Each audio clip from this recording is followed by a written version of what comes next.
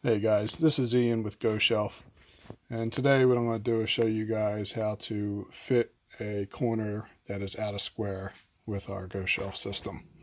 So right now you can see there's a gap here. There's also a gap on this side, and this corner is not severely out of square. So typically what I would suggest in this case would be to just split the difference exactly the way it is right now and go ahead and caulk or grout it.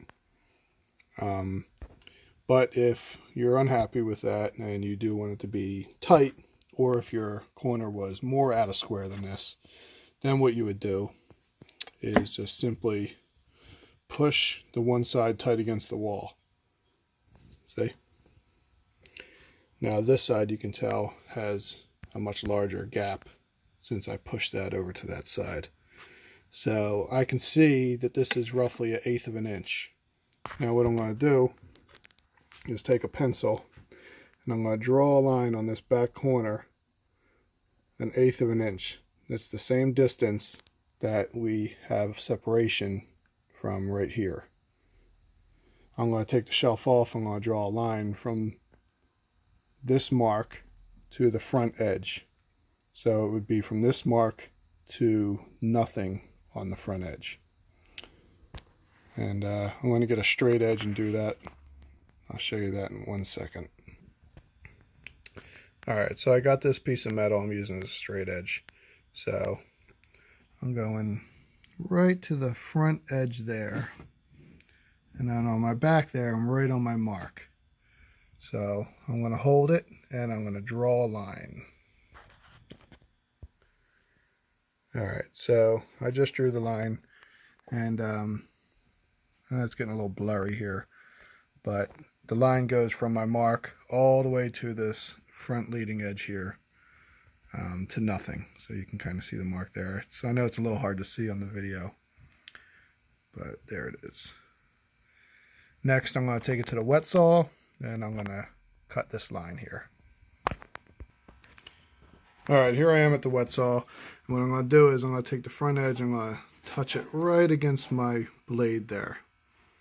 Because I'm starting at nothing and I'm going to cut into this 1/8 of an inch mark.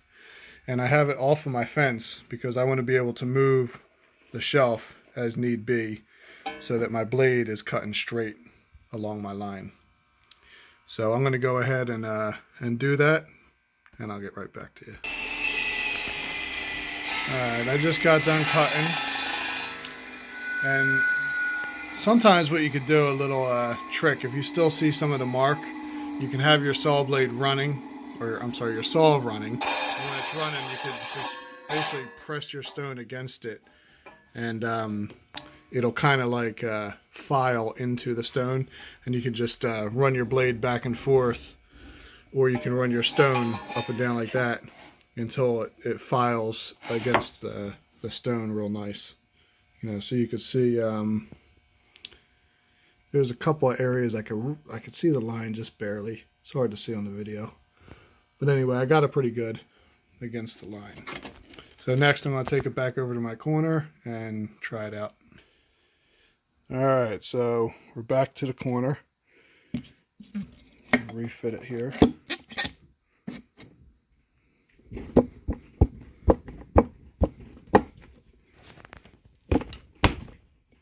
There we go. It's nice and tight. So you can see now the front is much tighter than it was. It looks pretty equal to me all around. And any little small gap here like that, I mean, that's all going to fill in with grout or caulk. That's nothing to be concerned about. Matter of fact, sometimes it's even nicer to have a very tiny gap like that so that the caulk or the grout can fall behind it a little bit. I honestly feel like it helps hold it in place. So there you go. That's how you scribe a corner. For more information, please go to GoShelf.com. All right, thank you.